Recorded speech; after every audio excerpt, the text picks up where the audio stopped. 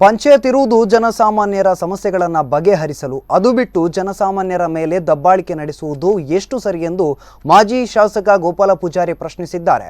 ಈ ಬಗ್ಗೆ ಸುದ್ದಿಗೋಷ್ಠಿಯಲ್ಲಿ ಮಾತನಾಡಿದ ಅವರು, ಉದಯ್ ಗಾಣಿಗ ಅವರಿಗೆ ಬೋರ್ವೆಲ್ ವಿಚಾರವಾಗಿ ಪ್ರಾಣೇಶ್ ಗಾಣಿಗ ಬೆದರಿಕೆ ಹಾಕಿದ್ದಾರೆ. ಇದು ಅಕ್ಷಮ್ಯ ಅಪರಾಧ. ಎನ್ಜಿಒಗಳಿಗೆ ಅಧಿಕಾರ ನೀಡುವುದೇ ಇದಕ್ಕೆಲ್ಲ ಕಾರಣ.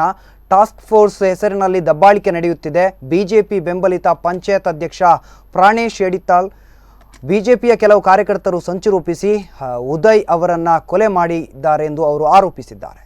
ಎಡಮಗಿಯಲ್ಲಿ ನಡೆದಂಥ ನಿನ್ನೆ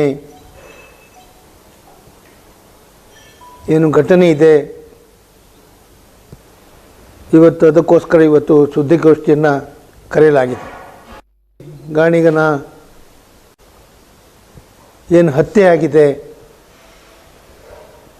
ಸಾಕಷ್ಟು ದಿನಗಳ ಹಿಂದೆ ಇದೊಂದು ಸಂಚು ಅಂತ ನಮ್ಮ ಅಲ್ಲಿಯ ಎಡಮಗಿ ಜನತೆ ಹೇಳುವ ಮಾತನ್ನು ಕೇಳಿದಾಗ ಇದೊಂದು ಸಂಚು ಅಂತ ನನ್ನ ದೃಷ್ಟಿಯಲ್ಲಿ ಹೇಳಲಿಕ್ಕೆ ಇಚ್ಛೆಪಡ್ತೇನೆ.